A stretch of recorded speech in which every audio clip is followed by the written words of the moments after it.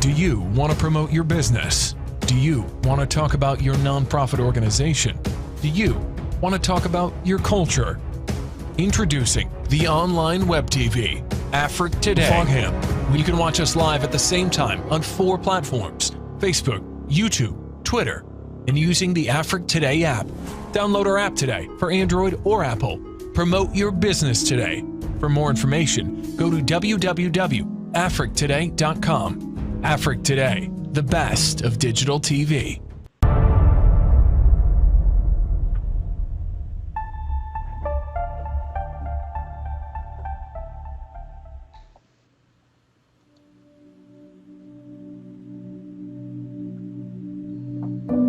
I love Ghana. Flowers, the fauna, the flora. It is a beautiful country. I don't see myself going back to the United States and living there. It's taken some time, but I kind of consider Ghana my home now. Security is very good, and I like it here because it's a wonderful place to rear children. The people are an amazing people, peaceful, and I've been to most West African countries and can tell you that the spirit of Ghana is a very, very unique spirit. Education-wise, it's been excellent for my children to grow up in Ghana. Ghana is full of opportunities. Welcome to the African American Association of Ghana. Welcome to Ghana, the gateway of Africa. Welcome to our family. I've been in Ghana for about 5 years, actually now going on 6. I've now been here for a good 13 years. I've lived here for 5 years now. I've been living in Ghana since 1962. I've been in Ghana 21 years. I've been living in Ghana for 47 years. I've been in Ghana for 51 years. The African American Association of Ghana is truly an opportunity for people to acclimate themselves into the African fabric or the Ghanaian culture with someone to talk to who's gone through it and has experienced the things that you might not understand. The reason AAAG was established was so that we could be of help to each other, and especially for new people who are coming into Ghana. It was very important to most of us, and this was one way we could get together and communicate. So we have people that come and say, oh, I've been in America so long and help me get back to my own country. And so we say, we've been here, we're here for you. Being at AAAG helps you to understand how to navigate the waters, how to modify, how to work with, how to support each other as African Americans in Ghana, and how to integrate into the Ghanaian society as the stakeholders that we are. Up to date, we have a membership of over 100 people, and we do so much to support the African American community in Ghana. I came in and it was the people in AAAG that told me the do's and the don'ts and came to check on me because my husband, we were living in the Paz and there were no telephones, and so they would drive down every week to check on me, and I was an active member. I later became the president of AAAG. Ghana is still a great place for business opportunities if you're looking, and you don't have to have a lot of money. I mean, we've had as many as 100 employees. I decided to go into baking, and because I remembered I could bake. Now I have 40 employees. So we've had some good experiences with business because some people might remember the shoes that they called, I think, Achimota sandals. But when Mr. Akuli designed the shoe, he called it Boys and Girls, which went very well. It was business that brought me here, both times. First as a consultant to a major mining company, and I then became a consultant to the Ministry of Mines, and that continued for a number of years. I started out with the Mormons in Ghana. I had a short stint with Databank Ghana Limited. I've taught at a school, and finally I've ended up at the University of Ghana working with international students. I'm currently the director of Webster University, which is an American university, gives the opportunity Ghanaians and West Africans, Sub-Saharan Africans, and people around the world to have a U.S. accredited degree. I'm currently doing a Master's of Arts in Anthropology, and what I'm studying is African Americans' experience living in Ghana. What I love about Ghana is so much, particularly it's the food. My favorite food is ground-up soup and mutuo. If you give that to me, I will smile, Papa. My favorite Ghanaian dish is banku and tilapia with the pepper sauce that they make. I also love apra prensa. People can't believe that, but I do enjoy it. When your children grow up here, they feel the sky is the limit because they don't feel that there's any drawback to them having dark skin, because they see that the doctors are black, the lawyers are black, the teachers are black, the president is black, so they have a lot of confidence in themselves. Moving your child here, you give your child the opportunity to be a global citizen. And that is something that no one can ever take from him. My experience in Ghana over the past 23 years has been fantastic. I've been received very well. I've been able to pursue all of my aspirations. There have been no impediments or obstacles. Life has been wonderful, and I couldn't have asked for anything better than this. I think in my time here, I've become a more down-to-earth person. I think living here in Ghana has taught me that. It has taught me patience. It has taught me understanding. It has taught me how to be more caring towards others. And again, the humility piece, I think sometimes we lose that in the West. We have opened up membership in the AAAG. It's not only for African Americans. We want everybody, Ghanaians, Caribbeans, people from all other cultures to come and join us. They should come with an open heart and an open mind, and they will very well enjoy Ghana. It doesn't matter whether you're coming back to Ghana or whether you're going someplace else. We're here to kind of give you an opportunity to have your questions answered and have some orientation about what you need to do in order to come back and be real here. I see the future with AAAG really going forward. In fact, it seems like each time it's getting better and we're getting more members. I would tell anyone that has an interest in coming to the continent that Ghana should be a starting point for a lot of different reasons. One, the language, and then two, there's an opportunity for them to do a little more research about culture, about the nuances of Africa, that unless you take the time and you're sensitive enough to the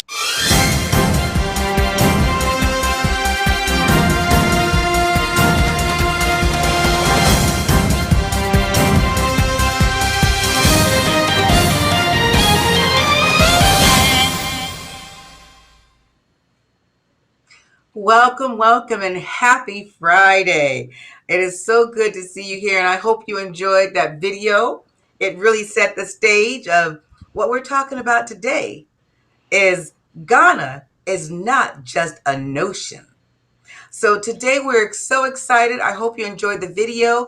I know it's longer than we usually show, but I wanted to set the stage and to bring on our guest tonight is the current president of the AAAG, and that's the African American Association of Ghana.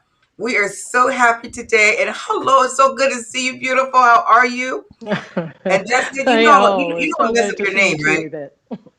Oh, so I want to say, Jessica. Jessica, I want you to tell us a little about yourself, Jessica, because this is amazing. And a lot of our viewers out here today are those who are going to be traveling in July, who are considering returning back. And so many people are now packing their bags. So, Jessica, tell us a little bit about yourself and how long you've been in Ghana and what is AAAG? Okay, well, my name is Jessica Ivor. As you already said, I'm the current president of the African American Association of Ghana.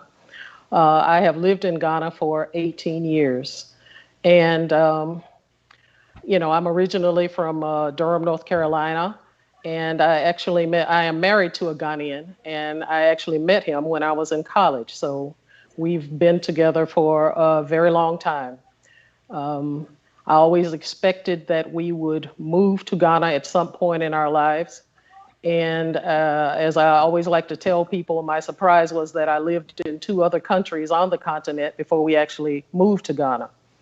But I can definitely say of the 3 countries I have lived in, I think Ghana has been the place I've enjoyed the most. And a lot of things play into that.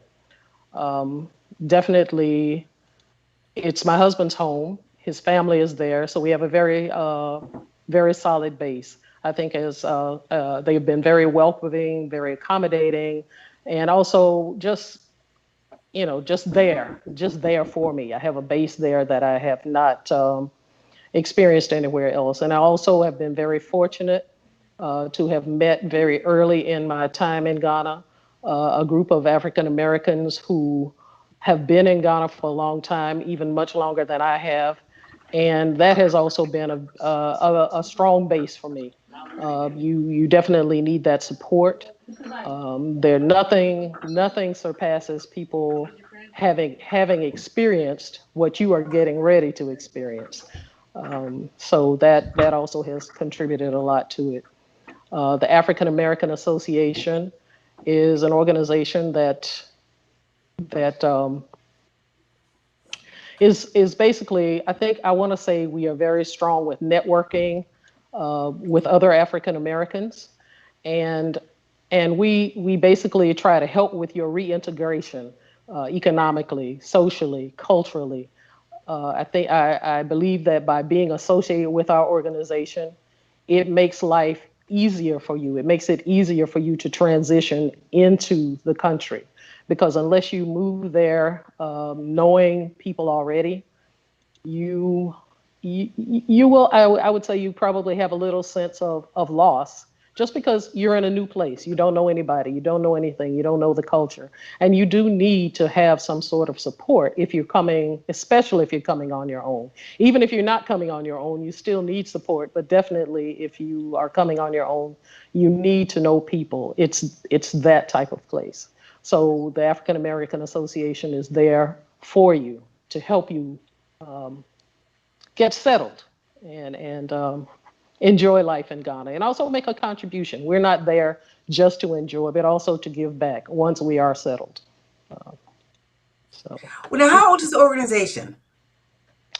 The organization is officially, this year actually is our 30th anniversary. We were officially incorporated in October on October 30th, 1991, as an organization in Ghana. But unofficially, we have actually have evolved over a more than 50-year period. For those of you who just watched that video and you heard several of the ladies who said they've been in Ghana since the 60s, they are actually founding members of the organization. And so the organization has actually existed for over 50 years. And it started out as just people, as I was saying, you come into a country, you don't know anybody. And there was no official organization at that point. So people just started meeting each other, then started slowly coming together regularly. I think they started out going from house to house. One person would have the meeting at their house 1 month or 1 week or whatever, and then the next time somebody else would host it. And eventually the group just evolved, more and more people. And then eventually the Du Bois Center became the place where the African American Association was meeting.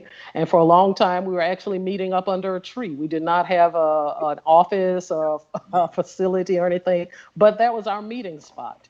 And so very humble beginnings, but we've definitely evolved. We have an office. We have a gift shop, we have a pavilion, and the pavilion is where we have our meetings now. So, we've come a long way in our over 50 years of existence. Yeah. Well, I'm going to say I had the pleasure of visiting there a couple of times and bringing folks, and it is an amazing, amazing place. And if you start under a tree, you have come more than just a long way. It's a truly sight to see, and every person who visits from diaspora needs to go to the Triple G site. It's an amazing site, and I just love it. The gift shop and everything. There's so much there to offer, and you guys have cookbooks and all that other kind of great stuff in that. Yes. In your store. So I'm going to have to say this is a live show. Jessica, I want to thank you again so much for being our guest tonight. It's a live show, so we're going to be welcome. We're going to be having we have our list of questions, but we will be putting up a number. We're going to put up a number for people who do want to call in. So for all of our listeners out there today, if you do want to call in, once the call-in number is up, you can go ahead and call in and ask any questions. If we don't get to your question, we hope we will. So I'm just really excited. So, and I totally forgot to say, I am your host, Dr. Yvette Butler-Yaboa, and I have a co-host, Jessica. You don't see him, but and the reason why you don't see him, because he's called the Invisible Man. Is he there with us? Yes. Hello. So we do have our Invisible Man. But I am so glad. So, because I just want to ask, now, Jessica, how many presidents were there before you, and what are some of the businesses that people, because I know a lot of folks on the line are wanting to come and start businesses.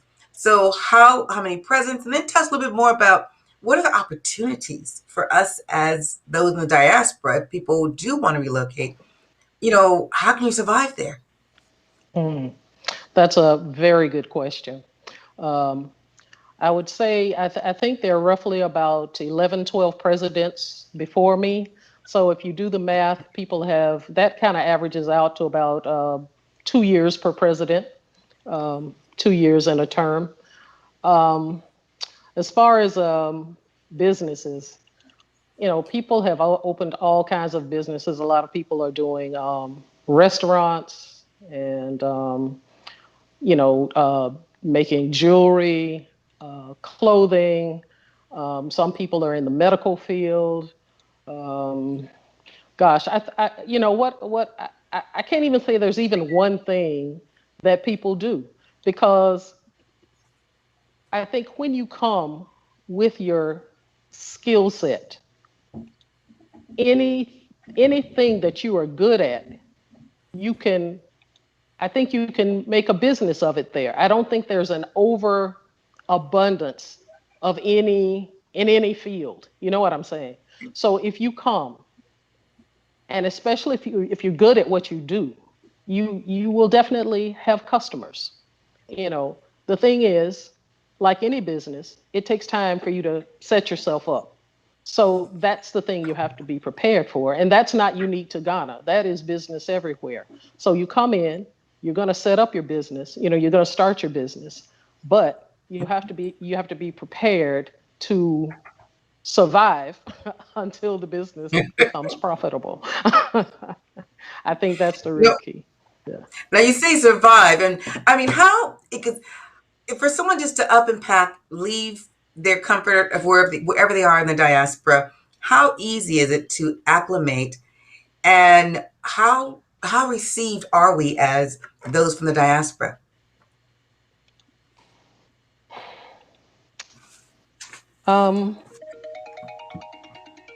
When you start saying how easy is it, I think a lot of it being easy for you has to do with your preparation. I would not advise anybody who has not been to Ghana to move there permanently, sight unseen. I think that coming to Ghana should be a gradual process. So you come, you plan to stay, maybe for a few months at a time. And during that period of time, you start meeting people, seeing the environment, If you're looking at actually living there, you can start determining, making the contacts you need to make to understand, okay, if I'm going to live here, how am I going to make money? Okay. You also are slowly creating a support base, a network of people that you can have an ongoing relationship with as you spend time in the country. Um, I think it's also important that, well, when you're meeting people, you talk with them to understand where they are in their experience in Ghana. Because my personal experience has been, if you surround yourself with people who are happy and well adjusted in a country, you are more likely to be happy, well adjusted, and find your peace. But if you surround yourself with people who are not well adjusted, focus on the negative things that are going on, you will tend to adopt that attitude also. So it's important that you know, choose the right people to be around. That, I think that helps you make a successful transition. People of like mind. If you meet people who are doing the kind of business that you want to do, and you really talk with them about and get to understand, well, what does it take to do this kind of business here? Um, those, to me, those are the kinds of connections you need to make initially.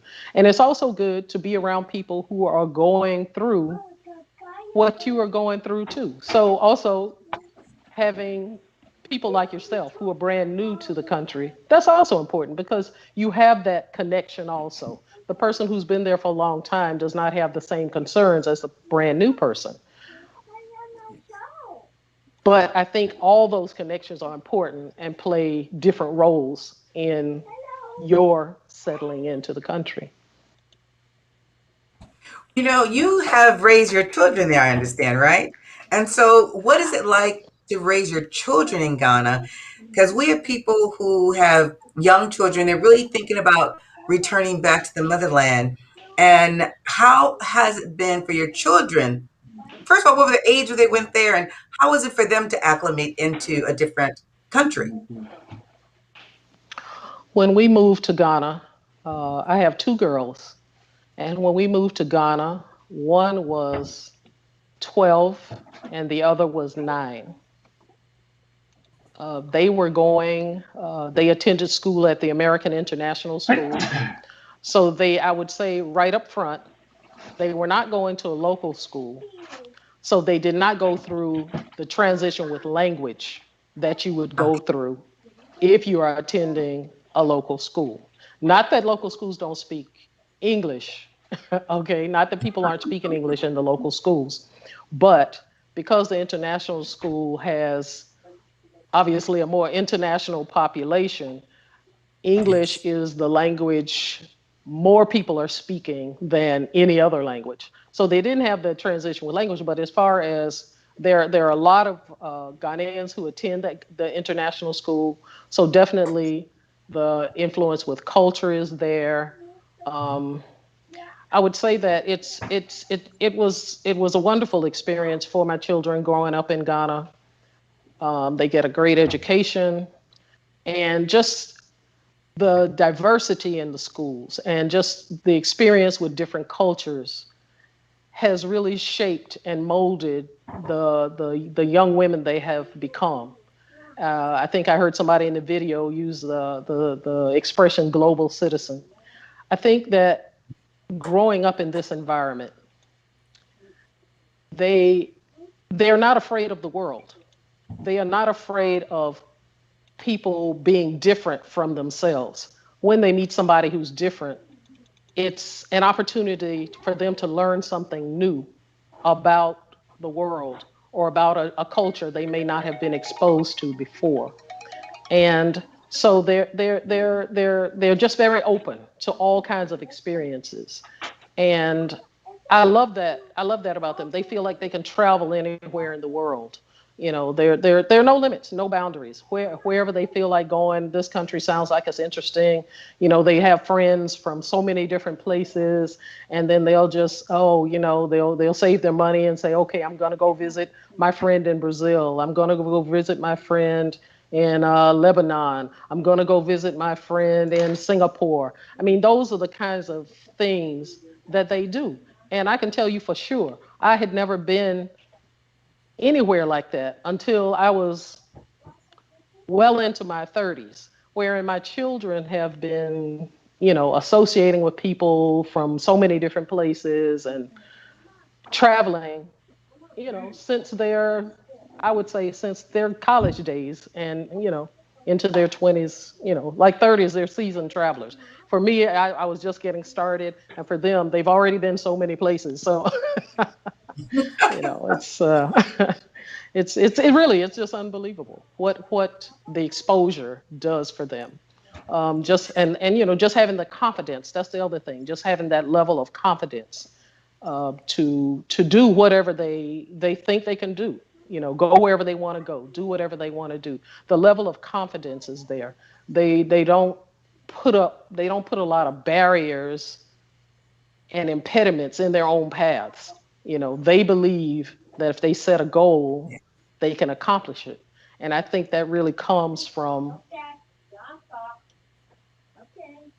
not having people constantly telling you what you are unable to achieve, especially, in an environment, say like, I'm not trying to, hate on the US, don't get me wrong, but, as Black people, we know that we are many times people tell us, and I know I experienced that when I was coming along, what you're capable of achieving. And if you say something that's sort of out of the norm, people are like, well, what makes you think you can accomplish that? And the real reason is I should be asking you, why do you think I can accomplish that? So, they're just able to do anything they want to do. They believe they can. And that's what I think being outside has done for them. Yeah. So you're saying it's a big dramatic difference if they would have gone to school here in the United States versus going to school in Ghana, right? I do believe that. Yes, I really, really do believe that. Yes. Yeah. And I know you have family here in the United States. So what difference do you see amongst the children, your children and the ones who are raised here, as far as, I know you mentioned a lot of the global citizens and things they're doing, but just do you see a major difference in your children's upbringing versus your upbringing, and also versus your nieces and nephews or your family members who are still here their age? There's definitely differences. As I mentioned, I really had not been anywhere much, except a few states in the U.S., but definitely I'd never been out of the country at an early age. And it's even hard to say, but I feel like, as I said, I think they have bigger dreams than I ever had. You know what I'm saying?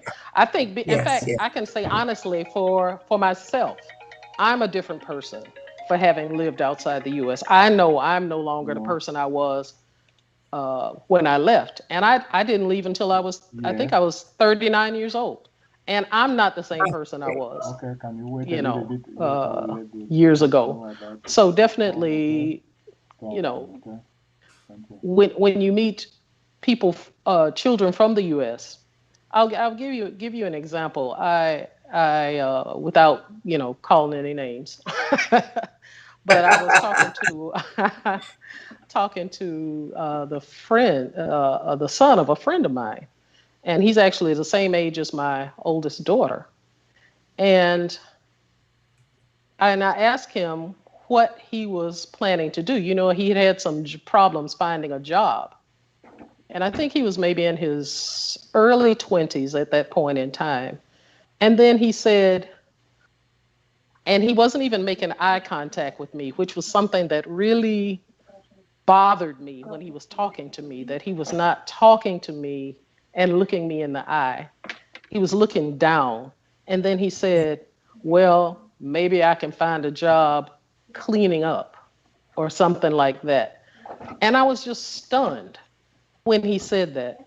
Here's a intelligent, healthy, intelligent, young black male, and he's hoping to get a job cleaning up, you know, in the 21st century. That's really scary. That is scary. That is That's really scary. You know, and so I would say that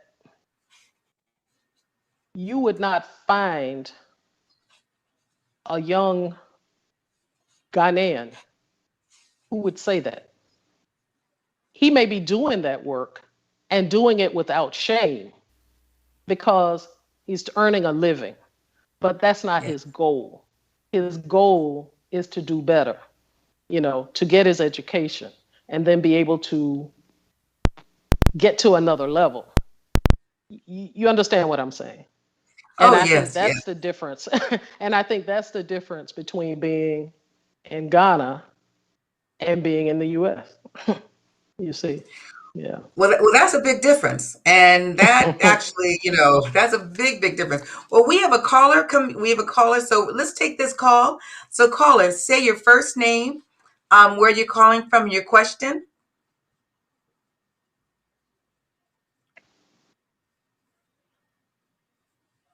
Caller, are you there?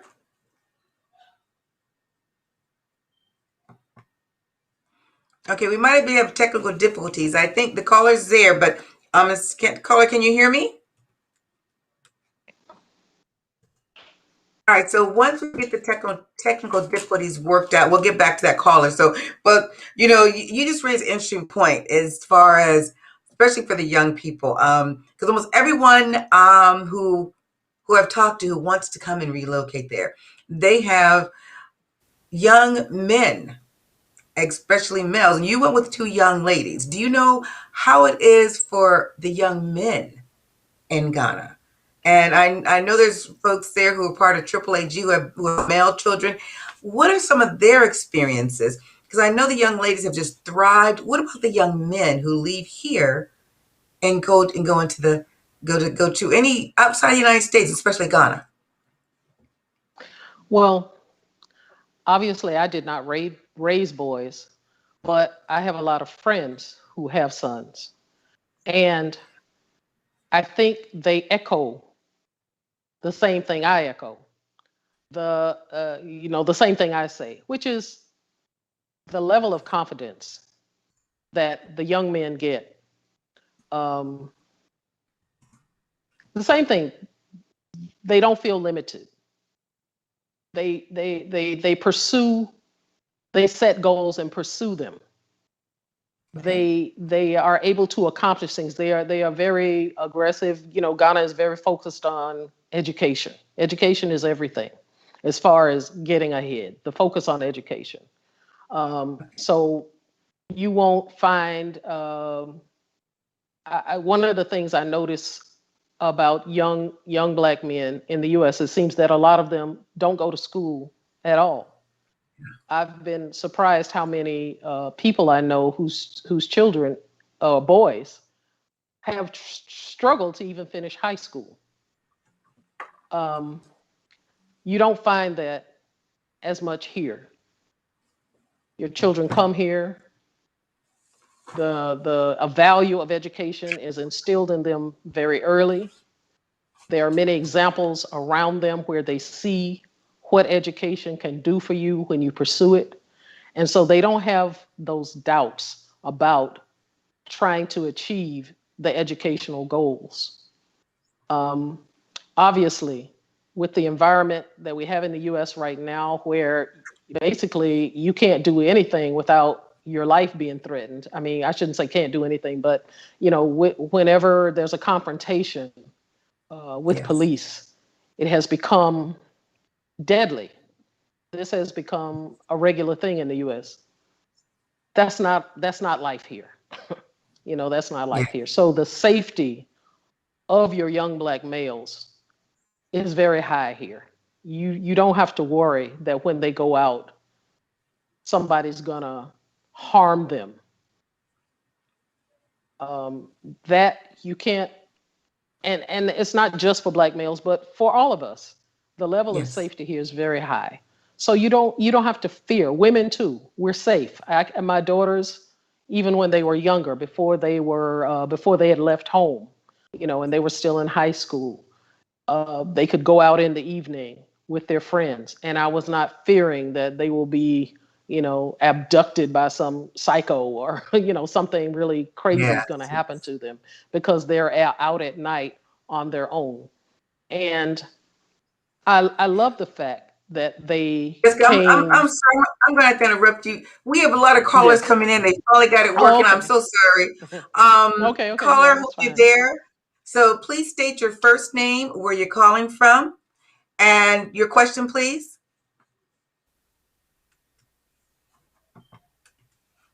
We're waiting, caller. Is the caller there?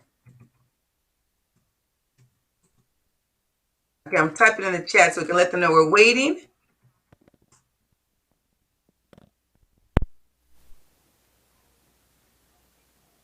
Go ahead, caller. We can hear you.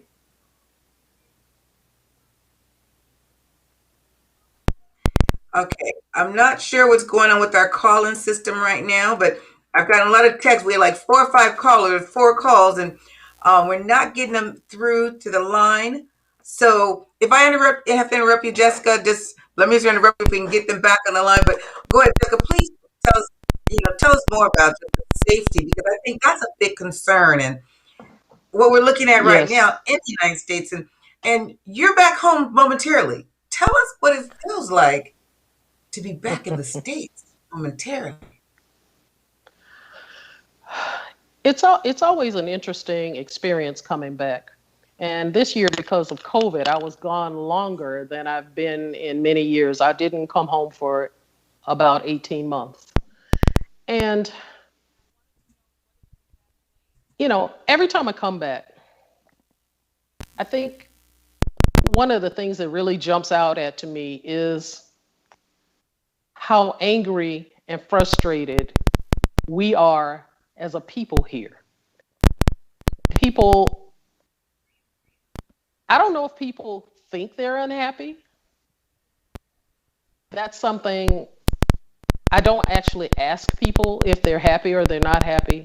But when I look at the demeanor that people have here, and I'm talking about, African Americans, the demeanor that people have here versus the demeanor that people have on the continent, we're a much happier group.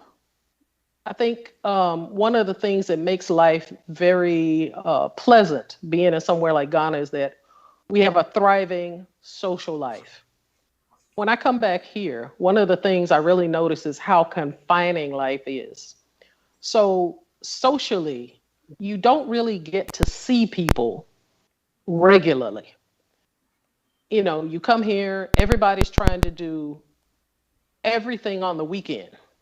So during the Yes. week, people are doing, even if though a lot of people are working virtually now, basically people, are busy during the week doing whatever they do.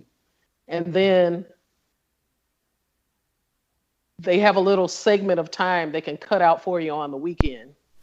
And, that's kind of it. So you think about it, 5 days out of 7, on average, you're just by yourself or with your family. And then 1 or 2 days out of the week, you may allow yourself, not even definitely, but you may allow yourself time to interact with a friend. And that's very different from being in Ghana. There, our social lives and our camaraderie is not based on weekend activity. We see each other a lot. And it's not because people don't work, they don't have plenty of things to do, they don't have, obligations with their family, but somehow it's not even because we don't have bad traffic, because as you know, traffic in Accra is horrible. Yes.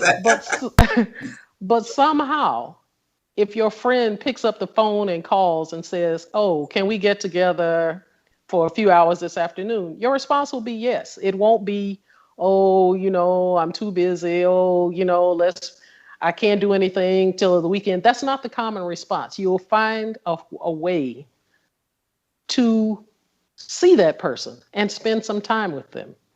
And for me, that the social life, the camaraderie, the getting together regularly is something that is really lacking here.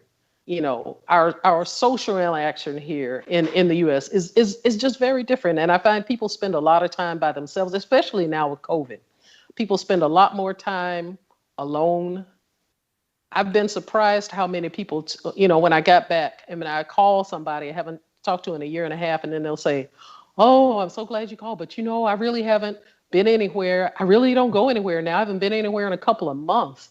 And I'm just like, really? And it's not that, and it's not that we aren't concerned about COVID in Ghana. We follow the protocols, wearing our masks, social distancing, washing our hands and all that. But we still get together. Not as often as we used to, but we still get together. I can't even imagine that I would go 2 months and not see my friends. You can still do things safely. You just follow the protocols and you'll be fine. But just to say, I'm just going to be locked up in my house and the only time I get out is if I go to the grocery store. I mean, what kind of life is that?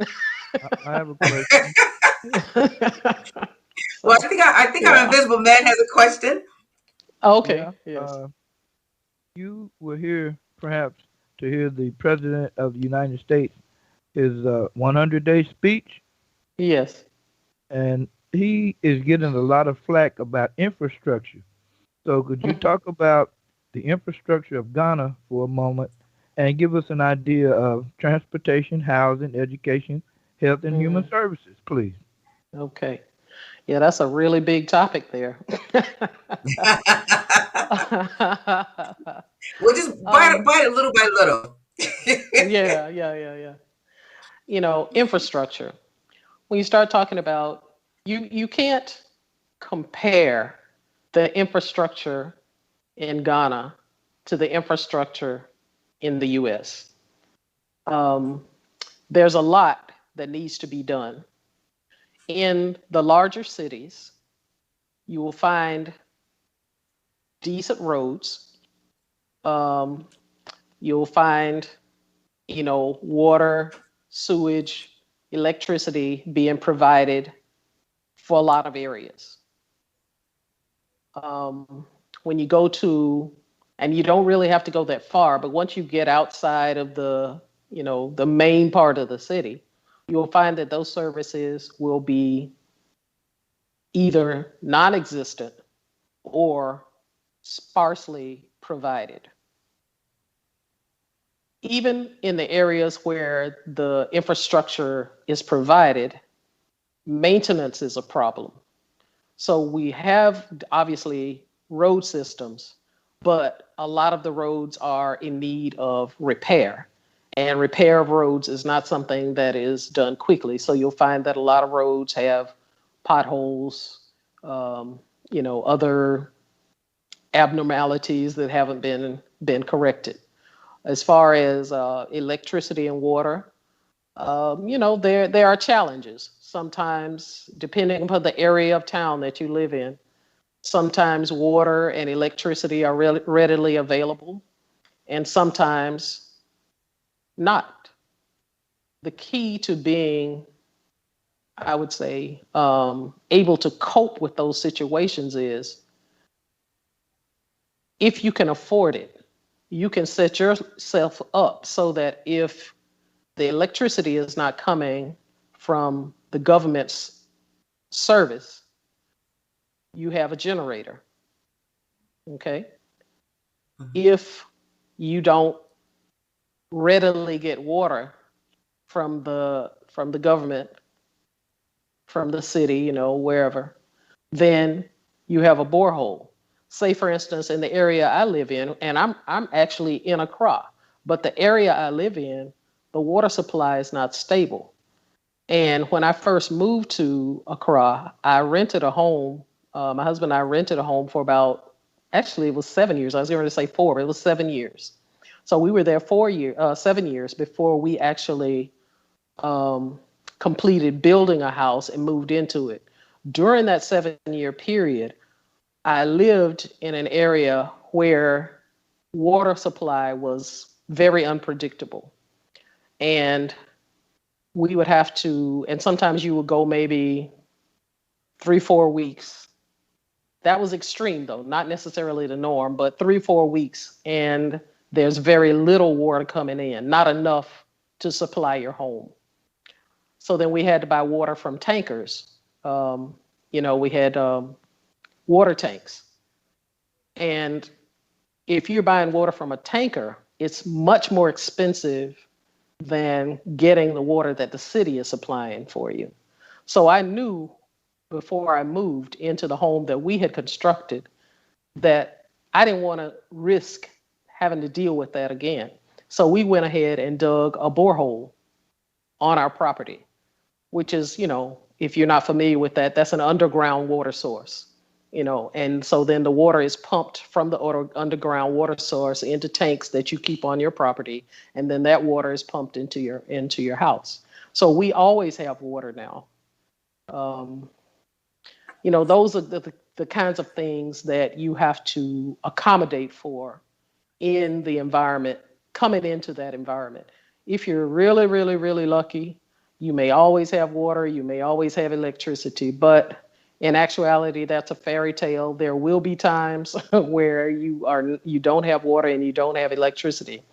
And if you haven't set yourself up to be able to provide your own when the regular supply is not available, well, that's a challenge. It depends on how you want to cope with that. But those are the things you need to realize are a probability that you'll have to deal with. Okay, thank you. You mentioned you're from the Carolinas? Yes, I'm from North Carolina. Okay, I got relatives. My ancestors come from there. And what you're describing could be the same as in the Carolinas in some areas. That's true. That is true. That's not a big deal. If you have grown up in that environment, then yes, it won't be a shock to you. But there are a lot of people who've never experienced that. And if you've never experienced that, it is a big shock to you. You don't even know that that's a concern until you have to deal with it. Yes, and it's just something people should be aware of. I'm not saying everybody has that problem, but I mean, those of us who live there, that there will be times where you don't have the water and electricity that you need. And you need to be prepared for that, Someone mentioned that there's a United States Air Force base or something like that in Ghana. Is that correct? A U.S. Air Force base? Yeah. There is an Air Force base, but I don't think it's a U.S. Air Force base. Okay. It's a Ghana Air Force base. Okay. Yeah, unless I'm misinformed. I don't think it's a U.S. Air Force base. Yes, ma'am. Okay. Yes. Mm-hmm. No, I think they want to put one there, but that has not been approved yet. Oh. Yeah, there had been some talk about that, but yeah, that didn't happen. Yeah. Yeah. Okay. So you're very happy. And yes. Now you're talking about building a house. What is the average cost of building a house in Ghana? And what about the different areas to live within Ghana? Because I know that there's areas where the dungeons are and the Cape. There's quite a bit of diasporans in that area, especially those from the United States. And what are some other areas that we live or that people from the diaspora coming in back to the motherland live? Or are we all over Ghana? Are there any pockets? There are pockets of people. I would have to say that I'm not as well versed on where the new people, the new residents of Ghana are staying. I'll be honest with you about that. I know that what has happened over time is that Accra has become very expensive. And so people are looking to live further away from Accra because the cost of living, or the cost of renting, is much lower. The cost of land, the cost of renting, all of that is lower. So people, just like everywhere, people are looking for the best price they can get for the value they want. Um, so yeah. So as far as building a house, do you know about the average cost of flip? Maybe a 3 to 5 bedroom house would be, and what is the average cost of a home there? If someone was decided to come, what should they be looking at? How much money should they bring? What should they be looking at to spend? What are some of the barriers to building? Ooh, I would not even begin to try to tell anybody what it costs to build a house in Ghana because that's so much goes into what the cost is. What I will say from my personal experience is that you are more involved in details of building a home than you would be in the U.S. Um,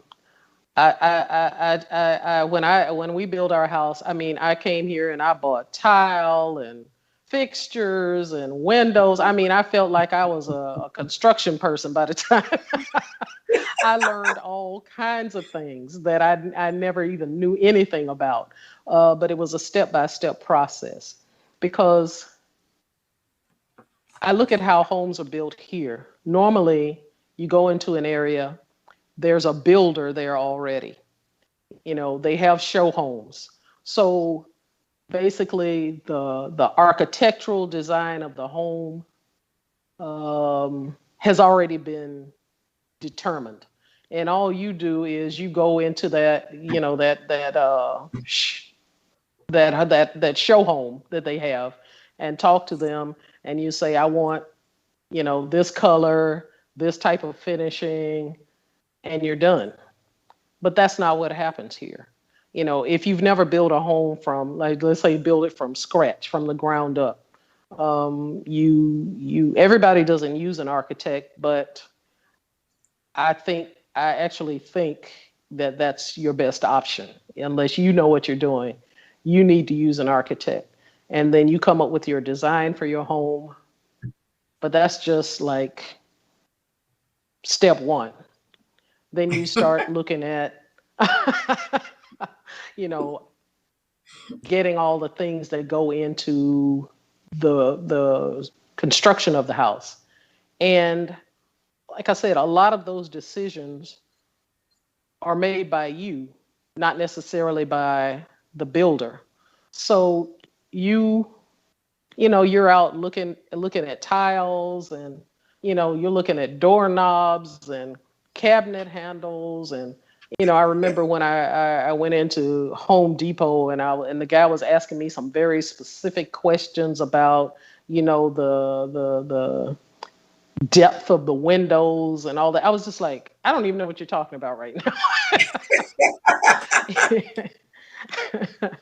So you get you get very involved. In the US, you're not the one determining all that technical stuff about the windows. That kind of stuff, those kinds of decisions are made by the builder. But you get very, very involved in all these minute details involved in building the house. And so it's a big job. That's what I would say. It was a humongous task. And I can't say that I ever want to do it again. I'm always amazed when people, are building more than one place, because I'm just like, that was enough for me. I don't want to do that again. But some people really enjoy it. And it depends on your background. People who are engineers and people like that, I think they enjoy doing those things, but I don't have to do that again. So it sounds like there might be an opportunity for people to come over and help build. Because are the houses made similar to the United States homes, or how are they different as far as building materials? Since you had to go through all that, what are some of the differences, and especially with the roofs in Ghana? Okay, you see, here you go asking these really specific questions about the roof. Girl, I don't know. Well, you know, I had a question. Well, let me tell you, Jessica, I'm so sorry. I had a question come in on that because it wasn't on the list of Okay. questions I sent you, but people are now Yeah. texting me questions because we have technical difficulties online and they can't get on, and Mm-hmm. there's questions that they're having, so they're Oh, texting me okay. questions. Yeah, like the difference in the roof. I don't know. I'll just be honest. I don't have problems telling you when I don't know something. I don't know the answer to that question. Oh gosh. Yeah, roofing What material, that's not my area of expertise. I do not know.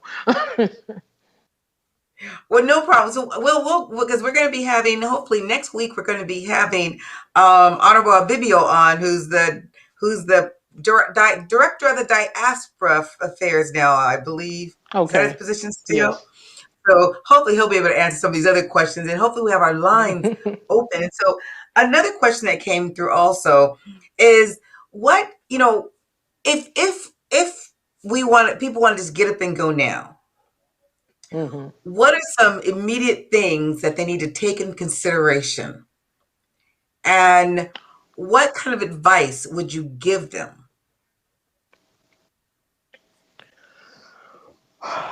Okay.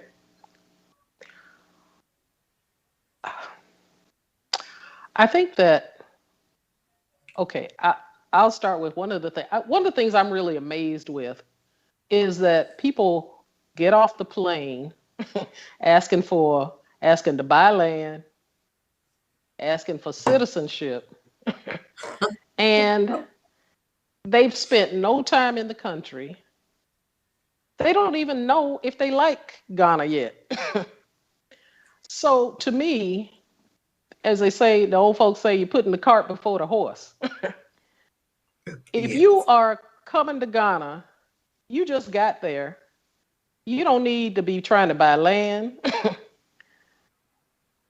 You don't need to, what are the things you need to find out is, okay, say for instance, when you get off the plane, one of the things a lot of people don't realize is that when you come into Ghana, you cannot walk into a bank as a tourist and open up a bank account. So that's a Yes. problem right there. You may have money, but here in the US, but you're not prepared for how you can get that money, get access to that money through the traditional means of a bank. There are services out there that allow people to transfer money back and forth. I'll be very honest with you. I deal with banks.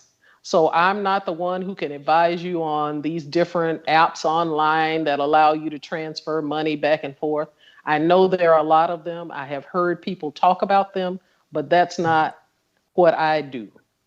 But that's something you need to be aware of, that you cannot get off the plane, walk into a bank in Ghana as a tourist, and open up a bank account. Okay? So that's one of the first things you need to figure out is how, if I want to bring money, substantial money into the country, how can I do that? That's, to me, that's one of the big things you need to be focused on. As I said before, the other thing, you come there,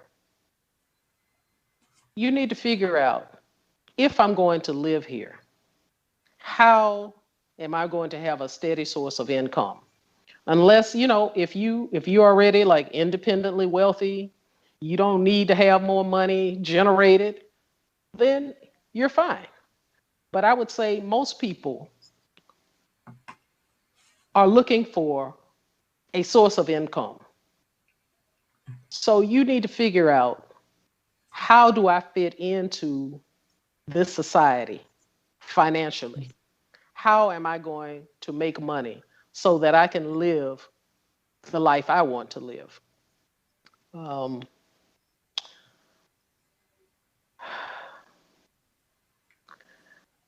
to me, Those are some of the most important things. You have to really have a financial plan to be able to live comfortably there. You can't just show up and say, "Oh, I'll figure it out." Ghana is not the US. Things don't operate the same. And there are a lot of questions that you will not even know to ask.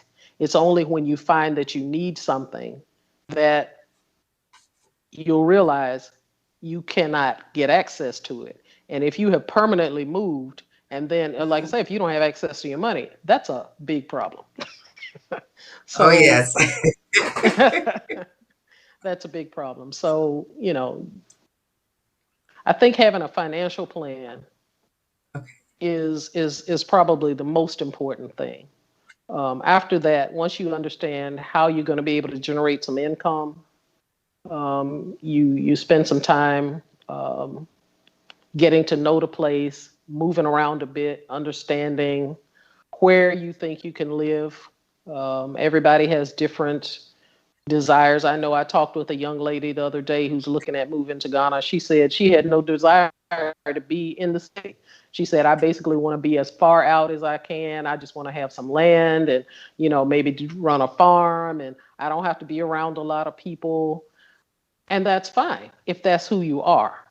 But if you know you're kind of like a big city person and you like to be around people and you want to have access to, activities that are going on, then you're not going to be satisfied living, way out. So you need to understand what it means. A lot of times people will say, oh, I can move over here because it's cheaper. It may be cheaper, but are you going to be happy there? That's also important. If it's cheaper, but you're miserable, what have you actually accomplished? So, you have to take time to understand where you fit in, where you can live and what you want to be able to do and how you can accomplish it. So, and I think it just Now, what takes is the time cost to of come. living? Before, because there's one, what the cost of living, difference from here in the U.S. to Ghana. I think that the cost of living is higher in Ghana than it is in the U.S. Utilities definitely are more expensive. I would say food is cheaper, depending upon what you eat. See, that's the key. If you're eating there's an abundance of fresh fruit and vegetables, those things are definitely locally produced items, locally grown items are much cheaper than they are in the U.S. But if you're trying to eat a lot of imported food, that's much more expensive than what you will spend in the U.S. So, it depends. That's the other thing, too. When you start talking about cost of living and you start talking about food, that's a very personal thing. If you are willing to adapt your taste to what's available and locally produced, you can eat at a very reasonable price. But if you are trying to live in Ghana, but still eat everything that you ate over here that really doesn't come from Ghana, you're in big trouble. You're going to be spending a lot of money on food. And I know, I think I remember at one AAAG meeting, a guy stood up and he said something like he thought the produce was of poor quality and they ship all the good things out and, only the poor quality food is here in Ghana. I don't believe that at all. I think, like I said, as far as what's available, if you go to a market and the food is of poor quality, it's just that market. That's not, that's not representative of all of Ghana. Maybe you just got a vendor who that person wasn't able to sell all their produce, and so all they got is stuff that's been sitting around for a long time. Well, that happens in the grocery store here. So I don't think you have to indict the whole country just because one person has some old produce. There's a lot of good food. I think definitely one of the things my friends and I talk about is how when we look at ourselves and we look at a lot of people in the U.S., we're healthier. When I come back and people are on 10,000 medications and everybody's, got high blood pressure and diabetes and, this and that. And I'm not saying people in Ghana don't have it, but I think that in general, because we eat a lot of, like me, I try not to eat processed food at all. I try to cook everything from fresh food. And so I think over time, all those things make a difference. The access to things that are not processed enables us to live a healthier life. And I think probably ultimately a longer life. So, we, yeah. That was one. Electricity. Okay. Yeah, sorry. Go ahead. No, I'll just say the long life. That was one thing that I realized when I went to Ghana. They have these big billboards with the funerals, and you see people 100, 102. We were going to an area of a dot. It was like 112, 134. One person was dying. I'm like, whoa. The lifespan there is very different than what we see here, true. And you were going to say about the electricity. Please tell us about how that works quickly. The electricity. Then I'll get the new wrap because I want you to tell us how that works. Well, like I said, I think electricity is definitely one of your larger expenses. A lot of that, like I said, the cost. A lot of it depends on you. And if you live in a house where you have a lot of high usage appliances and whatnot, you're going to spend quite a bit of money. So you have to be prepared for that. Say, for instance, Ghana, you're coming from the U.S. You're going to think it's hotter than we think it is because we're used to the heat. I went out to eat with some friends. I think it was yesterday, and we had planned to eat outside, because it's safer to be outside than inside these days. We had planned to be outside, and they said it was too hot to be outside. And I said, but it's not hot today. And they just looked at me like I was crazy. So, it's all perspective. But the point I'm really making is, if you're going to use air conditioning, running air conditioning in Ghana is not a small thing. It costs a lot of money to air condition your house the way you really want to air condition it. So a lot of people kind of, try to minimize it because of the cost. And those are some small things that you don't really know until you're there. But you do get acclimated. I'm not telling anybody I use my air conditioner. I'm not telling you I don't use my air. I use my air. But one thing about Ghana too, we sit outside a lot. People really enjoy nature. People really enjoy being outside. People in general, when you're doing social things, people don't want to be cooped up in a room somewhere. They want to sit outside, feel the air blowing, talk with their friends. Sitting outside is a big thing. And it's kind of the opposite in the US. People don't want to be outside. So I find that very strange when I come here. And it's spring here. It's not summer yet. And people are already saying it's hot. I'm like, it's not hot. But it's all what you're used to. So, Yeah, so you basically, go ahead. Oh, no, go ahead. I'll let you finish. No, I was just saying, you basically, once you get there, nobody can predict how much electricity you're going to use. But, once you get that first bill, then you'll know if this is where you want to be or you need to cut back. That's the bottom line. But electricity is a major expense.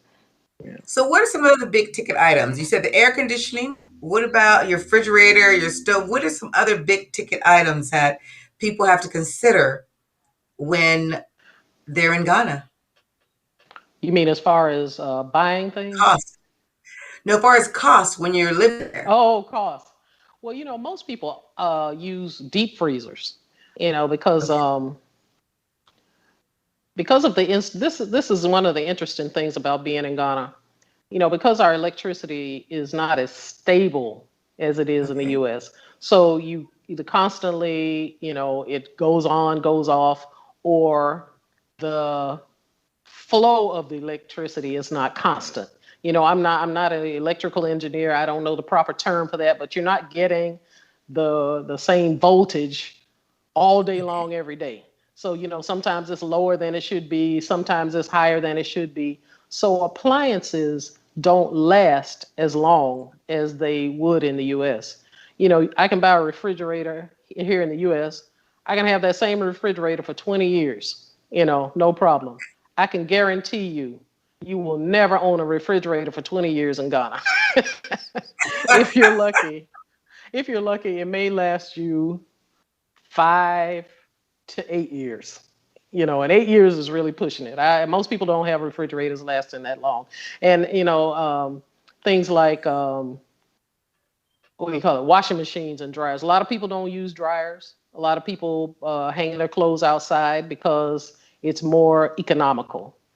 Dryers do use a lot of electricity. And when I was buying water, I realized that washing machines use a lot of water.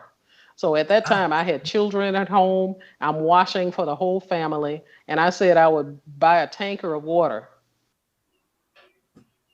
One tanker of water was just to wash clothes Oh my for the goodness, family. And there okay. were four of us. Yes, there were four of us. And one tank of water was just for washing clothes. And I think the tanker held 2,000 gallons. And you know, that sounds unbelievable. You don't realize when you're not buying the water gallon by gallon, you Yes, don't yes. actually know how much water a washing machine takes until you have to buy water to wash clothes. Then you realize a lot of people wash clothes by hand. You know, that's another way to save money. Um, I'm not doing that. You know, So you have a wash I'm not machine gonna. then.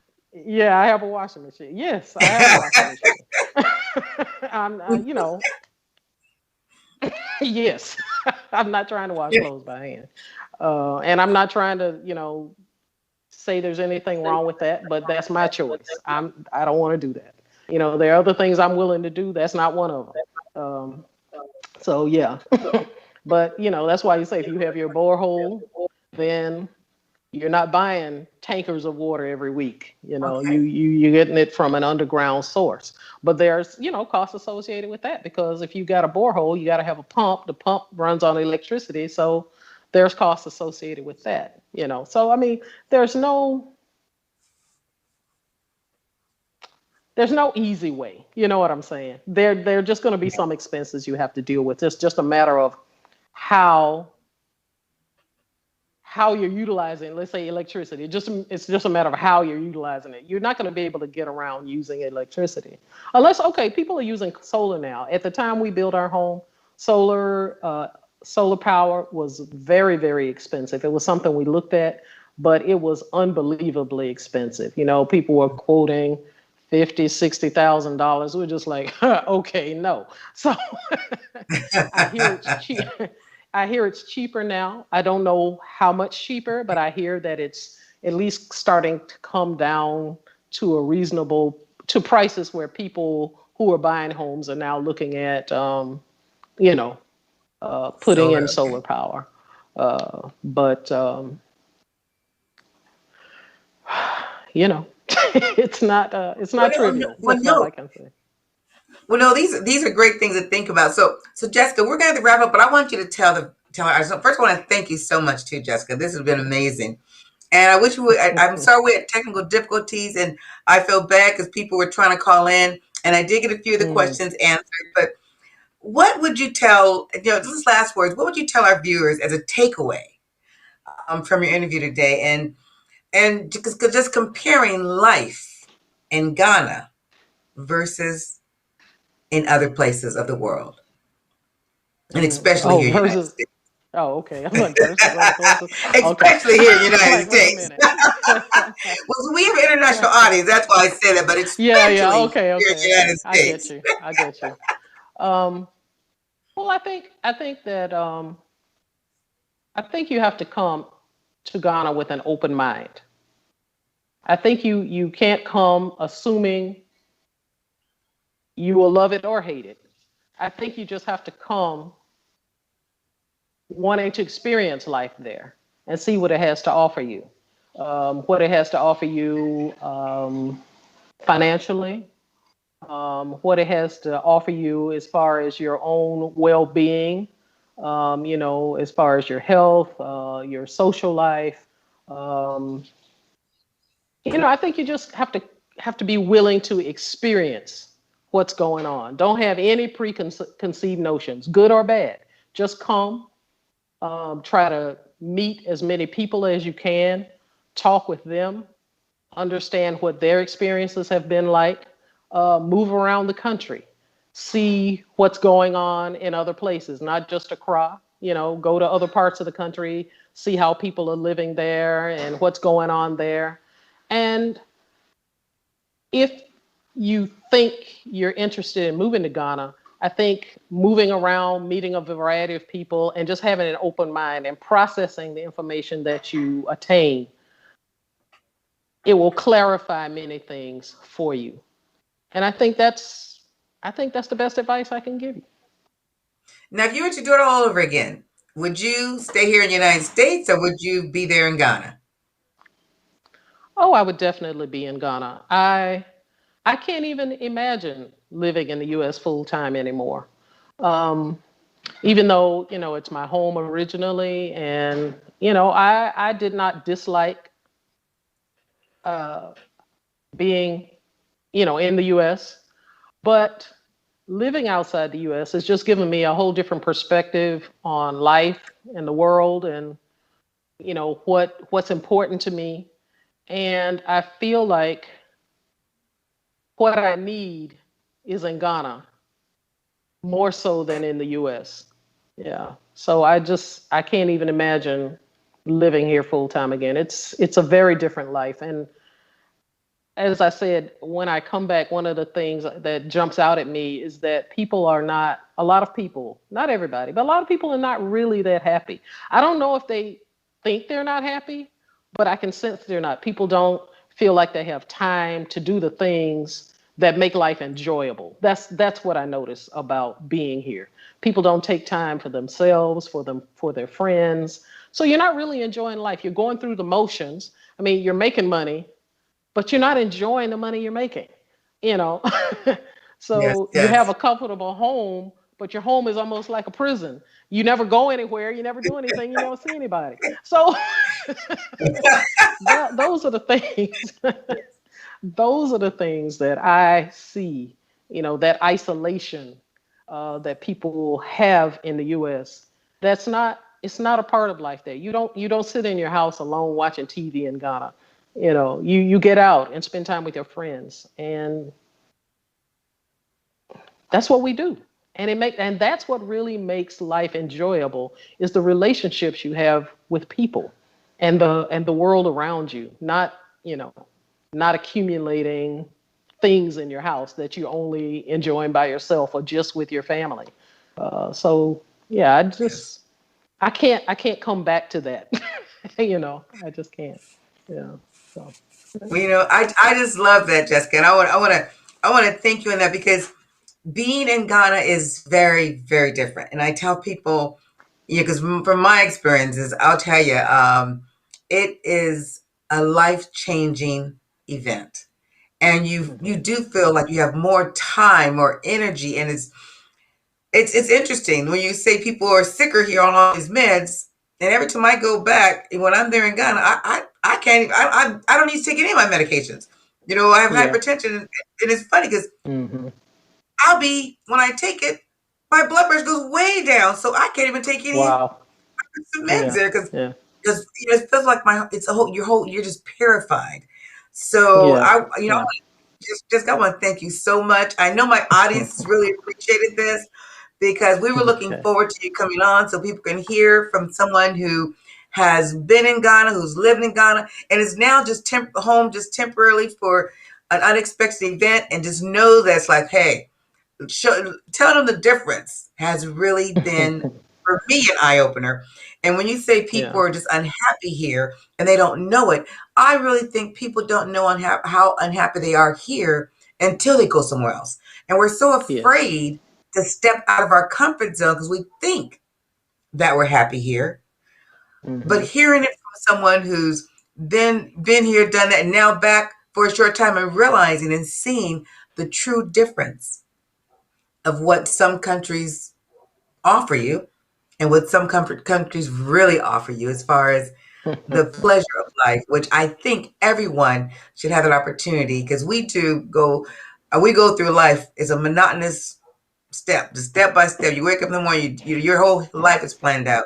And I have to say, in Ghana, it is a wonderful experience. So for all you out there who are watching, if you haven't decided to go for a visit, if it's not Ghana, make sure you do see an African country. But I recommend Ghana because it is one of the most amazing countries. And I always tell people it's the first, not the now, it's the first country who's actually welcomed us back home officially and is looking for a pathway to citizenship for those in the diaspora. So we're really excited. We're going to have Mr. Bibio, our Honorable Bibio, on next week talking about that whole pathway to citizenship so that we can really start looking at a path if you're wanting to relocate. And I tell people, 1 foot in, 1 foot out. So you don't have to lose your citizenship in the United States. Just get that dual citizenship, if you can, in the continent of Ghana or in the country of Ghana, because it allows you that opportunity to really move around and see a different way of life. And so I won't keep you longer. Jessica, I want to thank you so much. I want to thank my audience. And again, sorry for the technical difficulties. We hope to have them resolved. If there's any questions, could you please put up our email? If there's any questions that you have and you would like to hear from Jessica, I can definitely get questions and things like that to her. And remember, AAAG is African American Association of Ghana in Ghana. And we are here with the president of AAAG, and we want to thank you again so much, so much for this opportunity. And can we get the email up there? I know we have, I see Jessica's name is still up there. I'm looking for the email so that people want to ask questions and send them in. And I'm getting ready to text our technical person back there because I think I don't know if they're off again to sleep or something, but you know, there we go. We have the email up now. So please, everyone, if you have any other questions, because we know that we had several questions that we couldn't get to. And if you have any questions, Jessica's a worth of material and information. And if she can't answer it, she can get it from one of her other colleagues that are there on the continent, living happily and with their children.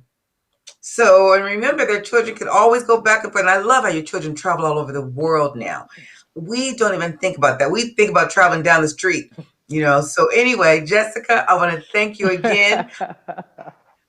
And for all of my audience out there, thank you. I've enjoyed it.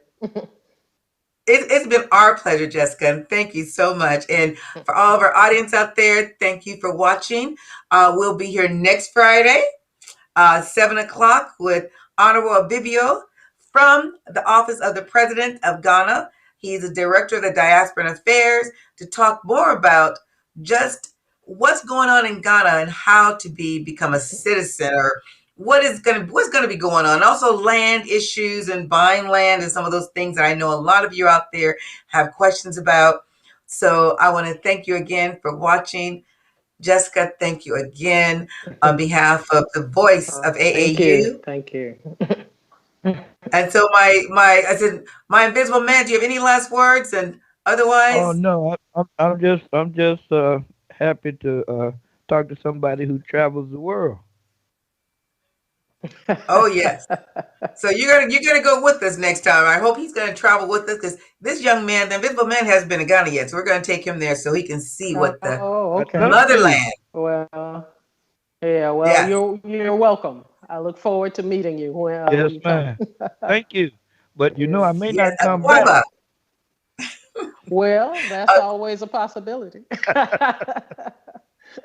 Oh, you won't want to come back. I'm going to tell you that now. Especially if you have nothing holding you here. It's like, okay, there's so much to offer on the continent. And I tell people that, especially like Jessica was saying, depending on your lifestyle and depending on how you want to live. So on that note, I want to thank you again, Jessica. We want to thank Afrique Today for allowing us this opportunity. So we will see everyone next Friday, 7 p.m. Questions ready. And if you can't get them, we'll make sure that we have WhatsApp, and also we'll also have going on with YouTube. So you can put your questions in YouTube as well as on Facebook Live. Jessica, thank you so much. Thank you. Okay, thank you for having me.